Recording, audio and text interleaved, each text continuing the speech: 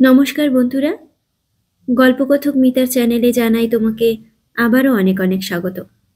হাজির হয়েছি আজ আমি পড়ে শোনাচ্ছি তোমাদের আশাপূর্ণা দেবী রচিত আরও একটি অনবদ্য ছোট গল্প। আজ আমি পড়ে শোনাব নিজের জন্য শোক ছোট গল্পটি। লিখেছেন আশাপূর্ণা দেবী।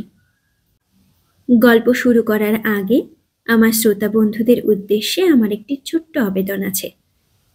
যে সকল শ্রোতা বন্ধুরা আমার চ্যানেলে নতুন, তারা আরও নতুন নতুন গল্প শোনার জন্য অবশ্যই চ্যানেলটি সাবস্ক্রাইব করে আমার পাশে থাকবেন। তো শুরু করছি বন্ধুরা আমার আজকের গল্প পাঠ। মাঝরাত্রে ঘুমের মধ্যেই হঠাৎ ভয়ানক একটা অস্বস্তি অনুভব করলেন অবিনাশ। দমটা যেন বন্ধ হয়ে আসছে, বুকের মধ্যে অজানা একটা কষ্ট। ঘুম ভেঙে গেল। দেখলেন সর্বাঙ্গ ঘামে ভিজে গেছে, ঘাড়ের নিচে বালিশটা ভিজে থসথস করছে। উঠে বসতে গেলেন, পারলেন না। ঘাড় তুলে বালিশটা উল্টে নিলে ভালো হয়, কিন্তু বুঝতে পারছেন পেরেও উঠতে পারছেন না, হাত পা নাড়াতে পারছেন না। অবশ, পাথর পাথর। ষাটের কোঠা পার করতে চলেছেন অবিনাশ। জীবনে অনেক দেখেছেন। সেই অভিজ্ঞতা তীব্র একটা প্রশ্নের রূপে অবিনাশের মস্তিষ্কের কোষে কোষে সমস্ত স্নায়ুর পর্দায় পর্দায় যেন তীক্ষ্ণ একটা করাত চালিয়ে গেল। আমার কি তাহলে স্ট্রোক হলো? এই যে বুকের মধ্যে দম বন্ধ হয়ে আসা কষ্ট, এই যে ঘাম, এই যে হাত পা অবশ লাগা, এ সমস্তই তো স্ট্রোকের লক্ষণ। আতঙ্কে অস্থির হয়ে চিৎকার করে উঠতে গেলেন অবিনাশ, কোনো একটা কারোর নাম ধরে। হয়তো বড় ছেলের, হয়তো ছোট ছেলের, হয়তো নাতনিদের কারো, বা হয়তো শৈলবালারই। না, শৈলবালার হতে পারে না। কবে আবার শৈলবালাকে নাম ধরে ডেকেছেন অবিনাশ যে সেটা মুখে এসে যাবে? অভ্যাসে না থাকলে মরণকালেও আসে না। সেই জন্যেই মহাপুরুষরা বলে থাকেন নামের অভ্যাস করতে। সে অভ্যাসও করা নেই অবিনাশের, তাই অভ্যাসগত কোনো ডাকই ডাকলেন না। কিন্তু যাকেই ডেকে থাকুন সে ডাক কারো কানে গিয়ে পৌঁছল না, কারণ ডাকটা ভিতরেই হাঁচড় পাঁচড় করছে, গলা দিয়ে স্বর বেরোচ্ছে না। তার মানে অবিনাশের পক্ষাঘাত হয়ে গেল অকস্মাৎ, অতর্কিতে। যে অবিনাশ বিছানায় শোবার আগে পর্যন্ত, ঘুমিয়ে পড়ার আগে পর্যন্তও সুস্থ, স্বাভাবিক, সহজ ছিলেন, সকাল থেকে রাত পর্যন্ত প্রতিদিন যা যা করেন সবই করেছেন, এতটুকু ব্যতিক্রম হয়নি। শরীরে এতটুকু বৈলক্ষণ্য অনুভব করেননি। নিত্য নিয়মেই ভোরবেলা উঠে পার্কে বেড়াতে গেছেন এবং ফেরার সময় ছোট নাতির জন্য খাটাল থেকে সামনে দেওয়া গরুর দুধটুকু নিয়ে এসেছেন, যথারীতি গোয়ালাটাকে একবার ধর্মজ্ঞান সম্পর্কে অবহিতও করিয়ে দিয়ে। ওরা অবশ্য অবিনাশকে এটা করতে বলেনি। নাতির মা বাবা অর্থাৎ অবিনাশের ছোট ছেলে আর তার বউ, তারা টিনের ফুডই নির্ভরশীল ছিল। অবিনাশী শতপ্রবৃত্ত হয়ে এ ব্যবস্থাটি করে ও দায় তার ঘাড়ে নিয়েছেন। অ্যালুমিনিয়ামের যে পাত্রটি করে দুধ নিয়ে আসেন সেটা নিয়েই বেড়াতে যান এবং নাতনিদের কাছে সগৌরবে ঘোষণা করেন। লোকে হাসল তো বয়েই গেল। সে যাই হোক, আজও যথারীতি বাড়ি ফিরেই একবার চা টোস্ট খেয়েছেন এবং কাগজ পড়া সাঙ্গ করার পর আরও একবার হালুয়া, আলু মরিচ সহযোগে বড় কাপে চা পান করেছেন। বুড়ো বয়সে সকালের দিকে খিদে যেন একটু বেশিই পায়, অথচ বলতে লজ্জা করে। তাই নাতনিদের টিফিনের জন্যে যা কিছু তৈরি হয়, অবিনাশ হঠাৎ হঠাৎ তার গন্ধ পেয়ে যান। অবিনাশ টিফিনে রুটি তরকারি নিয়ে যেতেন। অবিনাশের ছেলেরা লুচি মিষ্টি, নাতনিরা টিফিনে অমন গপ গপ করে লুচি খেতে পারে না। সূক্ষ্ম কিছুর যোগান দিতে হয় ওদের জন্য, যেমন ডিম ভাজা, কুচো নিমকি, হালুয়া, আলু মরিচ ইত্যাদি। রান্নাঘর থেকে বাতাসে তার সুবাস ভেসে এসে যেন উতলা করে তোলে অবিনাশকে। অবিনাশ খবরের কাগজখানা হাতে করে অন্দরমহলের দিকে এগিয়ে যান। শুনেছ খবর? মহিধারীর কাছে বাস দুর্ঘটনায় একটা বিয়ে পার্টি একেবারে খতম। অথবা উদাত্ত গলায় বলতে বলতে যান, কাণ্ড শুনেছ? গতকাল এক বিরাট অগ্নিকাণ্ডের ফলে। এসব সংবাদ পরিবেশনের টার্গেট অবশ্যই শৈলবালা, কারণ খবরের কাগজে সত্যিকার খবর, রাজনীতি এবং রাজনৈতিক কুটচালটালের কথা নিয়ে আলোচনা শৈলবালার সঙ্গে হতে পারে না। দেশের ব্যাপার নিয়ে মাথা ব্যথার সময় নেই শৈলবালার। জিনিসপত্রের দাম বাড়লেই শৈলবালা কর্তৃপক্ষের উপর রেগে আগুন হন এবং দাম কিছু কমলেই প্রসন্ন হন। মন দিয়ে যদি শোনেন তো ওই ঘটনা ও দুর্ঘটনার খবর। কি আর করা, ওইগুলোই আলোচ্য করতে হয়। তবে তেমন তাড়াতাড়ির সময় শৈলবালাও বলেন, থাক বাবু, ও সবার এখন শোনাতে এসো না, সকালবেলায় মন খারাপ হয়ে যায়। অবিনাশ কি আর বোঝেন না? ওই মন খারাপের কথাটা ছুতো মাত্র। ব্যস্ততার সময় খবরেই কান পাতার সময় নেই শৈলবালার। অবিনাশ বলে, না তাই বলছি, মানুষের বেঁচে থাকাটাই যেন এখন একটা আশ্চর্য ঘটনা হয়েছে। এই বলে একটু ঘুরঘুর করেই বলেন, গন্ধটা ভালোই বেরোচ্ছে তো। হালুয়া করছো বুঝি? আলু মরিচ ভাজছো নাকি? ডিম ভাজছো মনে হচ্ছে। ভাজছো কিসে?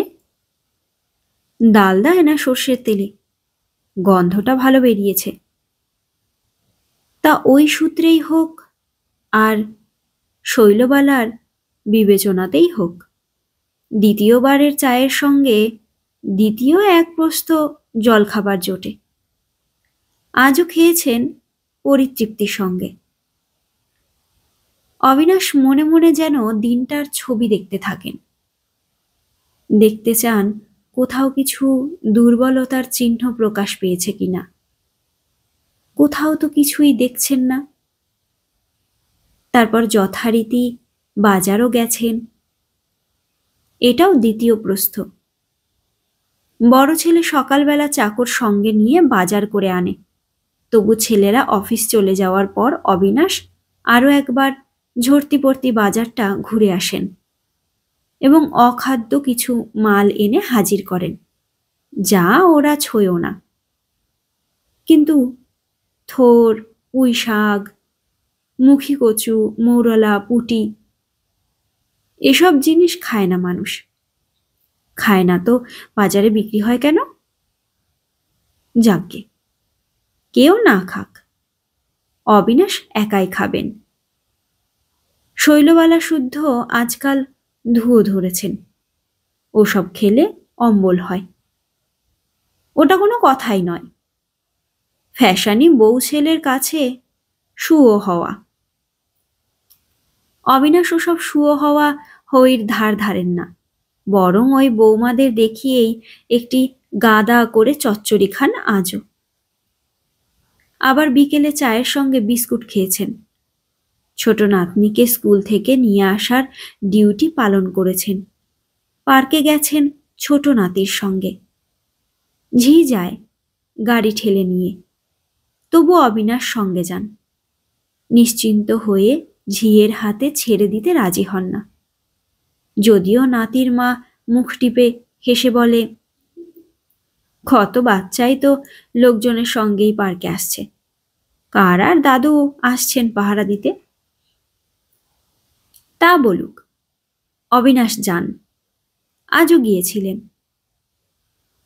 তারপর তারপর আর কি?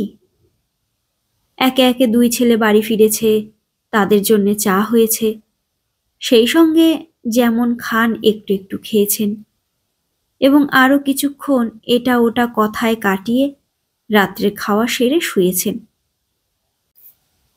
এর মধ্যে কোথায় কোনখানে সেই বিরাট গহ্বরের ইশারা, যেখানে পা ফেলেই তলিয়ে গেলেন অবিনাশ সেন নামের লোকটা? অবিনাশ আবার চেঁচাতে গেলেন, গলা দিয়ে শব্দ বার করতে পারলেন না। তার মানে সর্বশরীরেই কি পক্ষাঘাত হয়েছে? জিভটাও বাদ দেয়নি সেই নিষ্ঠুর দস্যু? পক্ষাঘাত, রোগটার বাজার চলতি যে নামটা আছে, সেটা না ভেবে অবিনাশ আয়ুর্বেদ শাস্ত্রের পাতা থেকে তুলে আনলেন এই অপ্রচলিত শব্দটা। এ শব্দটা প্যারালাইসিসের থেকে অনেক বেশি ভয়ঙ্কর, আর অনেক বেশি রূঢ় বলেই কি? দুঃখের পরিমাপ করতে যেটা দরকার হচ্ছে। এখন গ্রীষ্মকাল, তবু সন্ধ্যের দিকে একটা বড় গোছের কালবৈশাখী হয়ে গেছে বলে বাতাস হঠাৎ অনেকটা ঠান্ডা হয়ে গিয়েছিল। অবিনাশের ঠান্ডা লাগার ধাত বলে মাথার দিকের জানালাটা বন্ধ। সামনের টেবিল ফ্যানটা ঘুরছে মৃদু মৃদু গতিতে। ঘরটা সরু, শোবার ঘর হিসেবে গণ্যও ছিল না, তাই সিলিং ফ্যান নেই, দরকারও হয় না। পাশের জানালাটা খোলা থাকলে হাওয়ায় উড়িয়ে নিয়ে যায়। আজ জানালাটার একটা কপাট বন্ধ। এ সমস্তই ঠিকঠাক করে গেছেন শৈলবালা শুতে যাবার আগে। যান না অবশ্য বেশি দূরে, পাশের ঘরেই তার অবস্থান। এ ঘরটা তো ছোট্ট এক ফালি, ব্যবধান সামান্যই। দু ঘরের মাঝখানের দরজাটা খোলাই থাকে, শুধু একটা পর্দা ঝোলে তাতে। তবু কত দূর দূরান্তের ব্যবধান।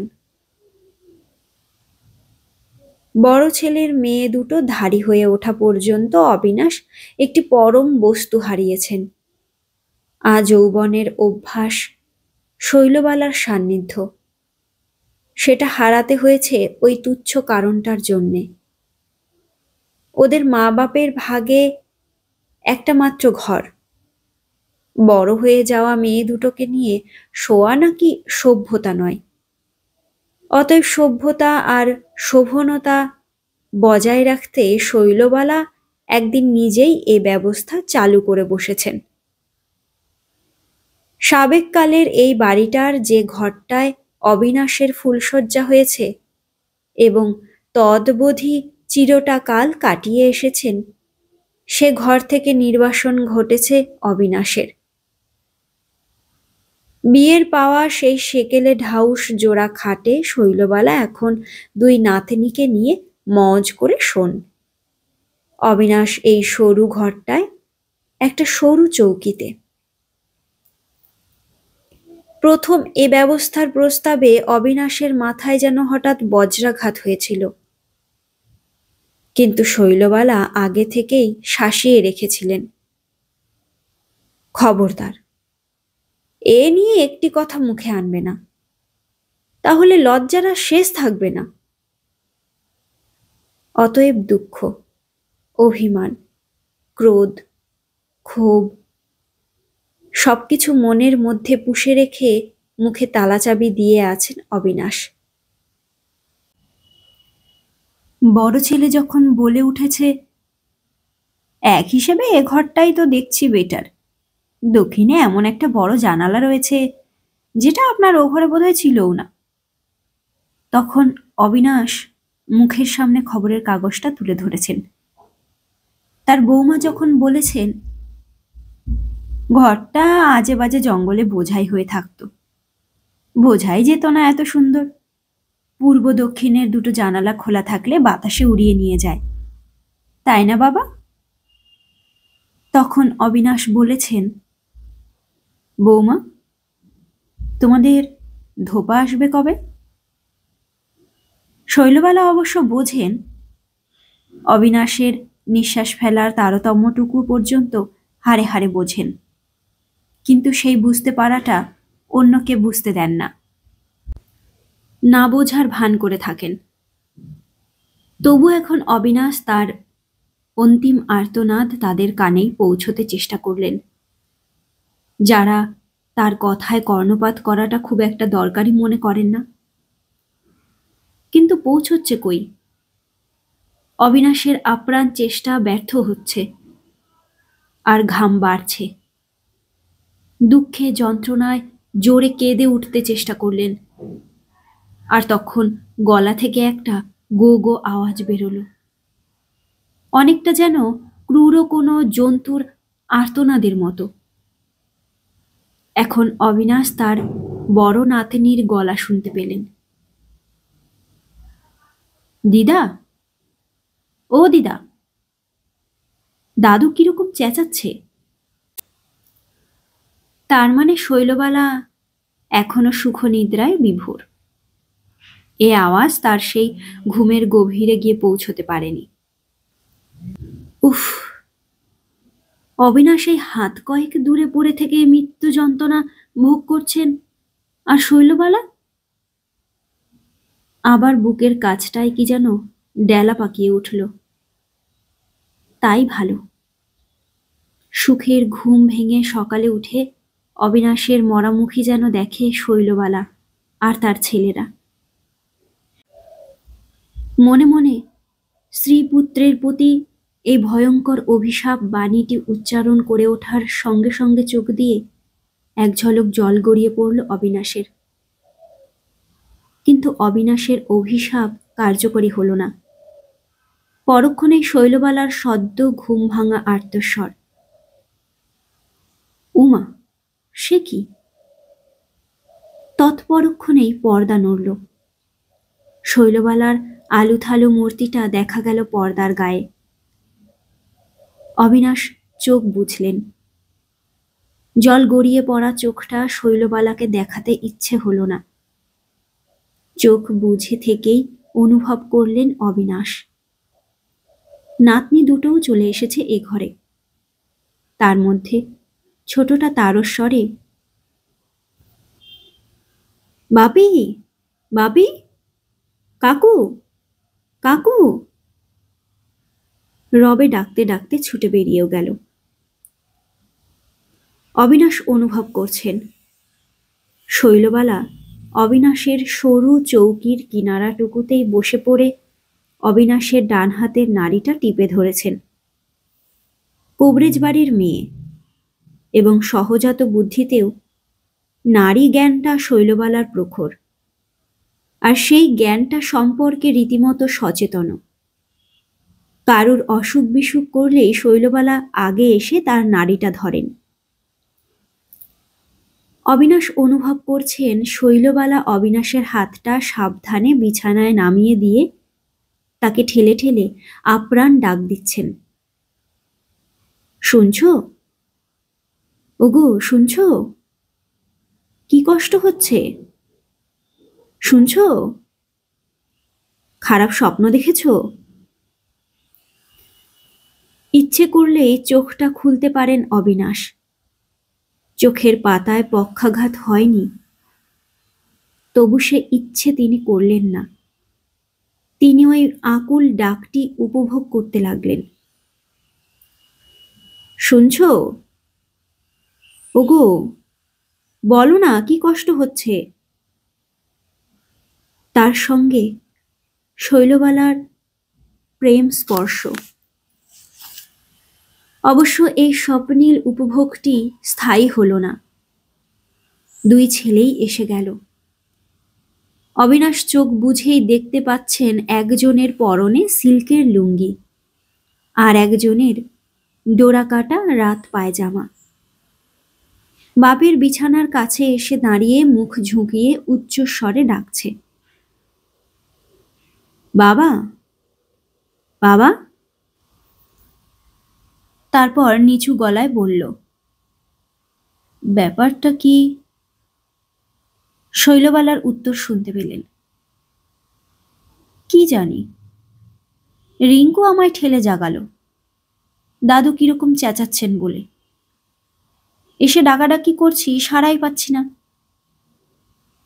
কিন্তু সুরটা এমন কেটে যাচ্ছে কেন? শৈলবালার কণ্ঠে তেমন হাহাকার ভাব ফুটল না কেন? বরং ক্ষণপূর্বের সেই ব্যস্ত আকুলতাও অন্তর্হিত, যেন বেশ আশ্বস্ত ভাব। তার মানে ছেলেদের সামনে খেলো হবেন না? স্বামীর জন্যে আকুলতা, এটা তাহলে শৈলবালার কাছে খেলুমি? হ্যাঁ, তাই। আগেও এ জিনিস লক্ষ্য করেছেন অবিনাশ। বড় ছেলে আরো একবার ডাকল। অবিনাশ সাড়া দিলেন না। ছেলেরা এখন ডাক্তারের কথা তুলল। কে জানত চোখের ওপরকার ছোট্ট ছোট্ট এই পাতা দুটো এত বড় একটা আবরণ প্রাচীর, তার আড়ালে কতখানি আত্মগোপন করা যায়। খুব দুঃখের সঙ্গে এখন অনুভব করছেন অবিনাশ, বুকের সেই দারুণ কষ্টটা অনেক কমে গেছে। মনে হচ্ছে এখন বোধহয় কথা বলতে পারবেন। ওদের ওই উদ্বেগকে এক ফুঁয়ে উড়িয়ে দিয়ে বলতে পারবেন, দোহাই বাবা, ডাক্তার ফাক্তারকে আর এই মাঝরাত্রিরে ডাকতে যেতে হবে না। এক্ষুনি মরছে না তোদের বাবা। মনে হচ্ছে বলতে পারবেন। সে অবস্থা হয়েছে। তবু বলতে চেষ্টা করলেন না অবিনাশ। দাঁতে দাঁত চেপে পড়েই রইলেন চোখ বন্ধ করে। ভয়ানকভাবে অনুভব করছেন কথা কয়ে উঠলেই অবিনাশ হঠাৎ সস্তা হয়ে যাবেন। না, এক্ষুনি সস্তা হয়ে যেতে ইচ্ছে নেই। বরং চোখ বুঝে পড়ে সেই অবস্থাটা উপভোগ করবেন। ডাক্তার এলো, পরীক্ষা করল। ডাকলে সাড়া দিচ্ছেন না শুনে ইশারায় ইঙ্গিতে সন্দেহ প্রকাশ করল। Cerebral thrombosis. এই হওয়া বিচিত্র নয়। নির্দেশ দিল, একদম শুয়ে রাখুন, কমপ্লিট রেস্ট। তাহলে তখন কিন্তু আর ছেলেরা বাপ সম্পর্কে এত উদাসীন থাকতে পারবে না। আর শৈলবালার তখন উপযুক্ত শাস্তি হবে। এমন কায়মনোবাক্যে সারাদিন সংসার করে, ধর্মের সাক্ষী একবার রাত দুপুরে একটু জানালা বন্ধ আর পাখা খোলার পর্যন্তই কর্তব্য সেরে নাতনিদের নিয়ে আরাম শয্যায় শুতে যাওয়া চলবে না। ডাক্তারের প্রতীক্ষা করতে লাগলেন অবিনাশ, তার আবরণ প্রাচীরের আড়ালে থেকে। কিন্তু সে প্রতীক্ষা সফল হল না। অবিনাশ নিজের বলবার কথাটাই শৈলবালার কণ্ঠে শুনতে পেলেন। থাক রে খোকা, এক্ষুনি ডাক্তারকে ডাকাডাকি করতে যাওয়ার দরকার নেই। ছোট ছেলে বলল, না ডাকাডাকি ঠিক হবে? হবে। আমার মনে হচ্ছে অন্য কিছু না, স্বপ্ন টপ্ন দেখে বোবাই ধরেছিল। নারী বেশ ভালোই আছে। কুবরেজ বাড়ির মেয়ে, সে অহমিকাটুকু প্রকাশ করতে দ্বিধা রাখেন না। উফ, কি নির্লজ্জ নিষ্ঠুরতা! ছেলেদের কাছে নিজের মহিমা বজায় রাখতে কি নির্মমতা! রাগে সর্বাঙ্গ জ্বলে যায় অবিনাশের। মনের মধ্যে কথার চাষ চলে। বড় অহংকার দেখছি যে, সর্বজ্ঞ হয়ে গেছে একেবারে। নারী ভালো আছে, ভালো থাকতে কে মাথার দিব্যি দিয়েছিল তাকে? নিজের নারীর এই দুর্ব্যবহার আর একবার চোখে জল আসে। চোখ জ্বালা করে সেই নোনা জলে, তবু চোখ খোলেন না। শৈলবালার নিশ্চিন্ত নিশ্চিন্ত গলার স্বর ধ্বনিত হয়, পাখাটা বাড়িয়ে দে তো রিঙ্কু, আর জানালাটা ভালো করে খুলে দে। এই শুনছ, জল খাবে? জল শব্দটা শুনে অবিনাশের সমস্ত স্নায়ু উন্মুখ হয়ে উঠল। অনুভব করলেন ঠিক এই মুহূর্তে এটাই খুব দরকার হচ্ছিল তার। আর চোখ বুঝে থাকা চলবে না। ওরা হয়তো সাড়া না পেয়ে জল আনবে না, বলবে থাক, ডিস্টার্ব করে কাজ নেই, জাগলে খাবেন। অবিনাশ চোখ খুললেন। বড় ছেলে বলল, বাবা, জল খাবে? বড় ছেলের এই কণ্ঠস্বর কতদিন শোনেননি অবিনাশ। এমন করুণায় কোমল স্নেহ স্নেহ। মাথা নেড়ে জানালেন হ্যাঁ। বড় নাতনি তাড়াতাড়ি জল এনে দিল। এও নতুন সবাই জানে, দাদু হচ্ছেন দিদার বিজনেস। ছোট ছেলে বলল, কি হলো হঠাৎ? এই স্বরটা যেন বহু যুগের ওপার হতে ভেসে আসার মতো। অবিনাশ দুহাত উল্টে বললেন, কি জানি, হঠাৎ বুকটা কেমন। বলেই খেয়াল হলো হাত বেশ ঠিকভাবেই নাড়াতে পারছেন, কথাও বলতে পারলেন। সকলের অলক্ষিতেই পাটা একটু নাড়িয়ে দেখল, নড়ল। তার মানে অবিনাশ সেন নামের এই প্রৌঢ় ভদ্রলোকটির সবই ঠিক আছে। ছোট ছেলে বলল, এখন ঠিক লাগছে না ডাক্তারকে ডাকার দরকার আছে? ডাক্তারকে ডাকার দরকার আছে কিনা এ প্রশ্নটা রুগীকে করবার নয়। শুনে অভিমান হলো অবিনাশের।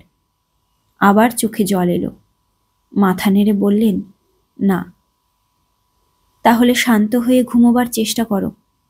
বুকের ওপর হাতে রেখে ঘুমিও না, ওতে অনেক সময় এরকম হয়। শৈলবালা বিছানার পাশ থেকে উঠে দাঁড়িয়ে চাদরের কুঁচকে যাওয়া ভাঁজগুলো হাত দিয়ে প্লেন করছিলেন। সহজভাবেই বললেন, একটা কাজ কর খোকা, তোদের কি সব হজমের ওষুধ টষুধ আছে না? তাই একটু দে, মনে হচ্ছে পেট গরম হয়ে। খুবই স্বাভাবিক। খোকা অনায়াসে বলে, এসে দেখে আমারও তাই মনে হয়েছিল। বয়স হয়েছে তা তো ভাবেন না, খাওয়া দাওয়ার ব্যাপারে একটু হওয়া উচিত, অন্তত রাত্রে খাওয়াটা। আমফামগুলো না খেলেই ভালো হয়।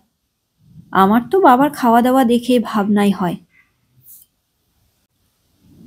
অবিনাশের মধ্যে যেন একটা প্রবল ভূমিকম্প হয়। তার এতক্ষণের আশার আকাঙ্ক্ষার কষ্টে গড়া নিজের দাম মুহূর্তে ধূলিসাৎ হয়ে গেল। অবিনাশ একটা নেহাত সস্তা বুড়োয় পরিণত হয়ে গেলেন। যেরকম বুড়োরা ওজন না বুঝে খেয়ে রোগে পড়ে ভোগে আর ভোগায়।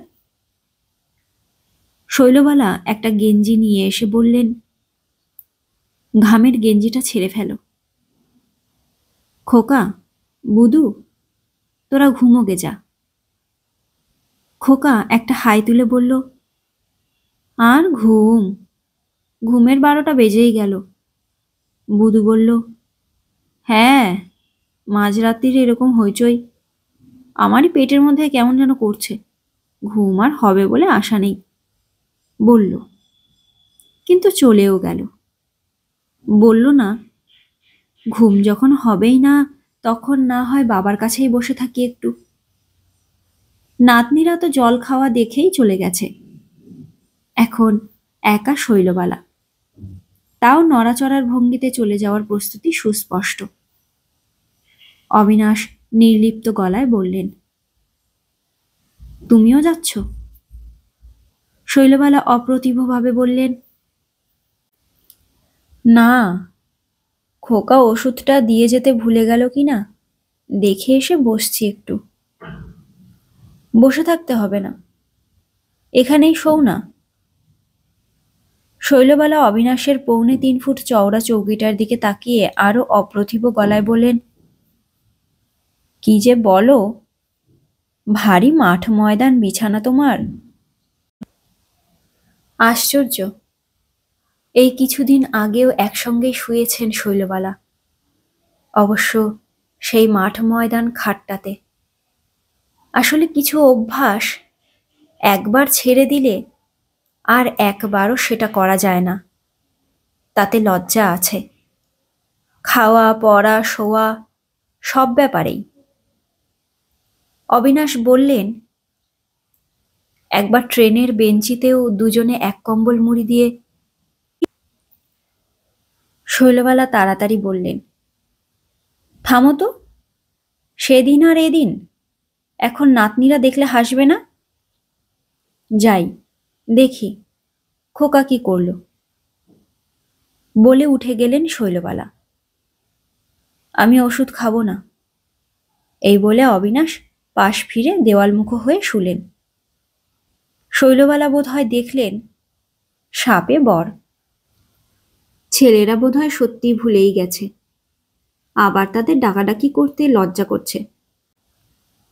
অহেতুক একটু বসে থেকে মাথার কাছে টেবিল ফ্যানটা একটু কমিয়ে বাড়িয়ে আস্তে ঘর থেকে বেরিয়ে গেলেন।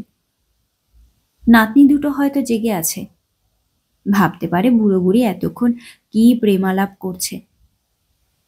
যৌবনে গুরুজনের কাছে লজ্জা, বার্ধক্যে লঘুজনের কাছে। শৈলবালা চলে যেতেই আবার যেন কেমন দম আটকানো ভাব অনুভব করছেন অবিনাশ। উঠে বসলেন, গেঞ্জি না বদলেই আবার শুয়ে পড়লেন। আর শুয়ে শুয়ে প্রার্থনা করতে লাগলেন, ভগবান, স্ট্রোকই হোক অবিনাশের, পক্ষাঘাত নয়, একেবারে চরম আঘাত, যাতে তার স্ত্রী পুত্র সকালে এসে কপালে করাঘাত করে বলতে পারে, পেট গরম বলে চলে গিয়ে কি ভুল করেছি কাল। বিশেষ করে শৈলবালা সকালবেলা, কি গো, শরীর কেমন বলে কর্তব্য সারতে এসে যখন দেখবেন তার শাড়ি চুরি জন্মের শোধ খতম, তখন আবার একটা পৈশাচিক উল্লাস অনুভব করতে গেলেন, আবারও ব্যর্থ হলেন। অবিরল চোখের জলের ধারায় বালিশ ভিজতে লাগল। অবিনাশ নামের একটা লোক একা একটা ঘরে নিঃশব্দে মরে পড়ে আছে, এই দৃশ্যটা ভাবতে গিয়ে বুক ফেটে যাচ্ছে অবিনাশের। যেন একজন নিকট আত্মীয়ের মৃত্যু দৃশ্য দেখছেন। সেই শায়িত মৃতদেহের দিকে চোখ ফেলছেন আর দম বন্ধ হয়ে কান্না উথলে আসছে। অথচ সেই নিঃসঙ্গ নিঃশব্দ দিন মৃত্যুটার জন্যেই প্রার্থনা জানিয়ে চলেছেন অবিনাশ সেন।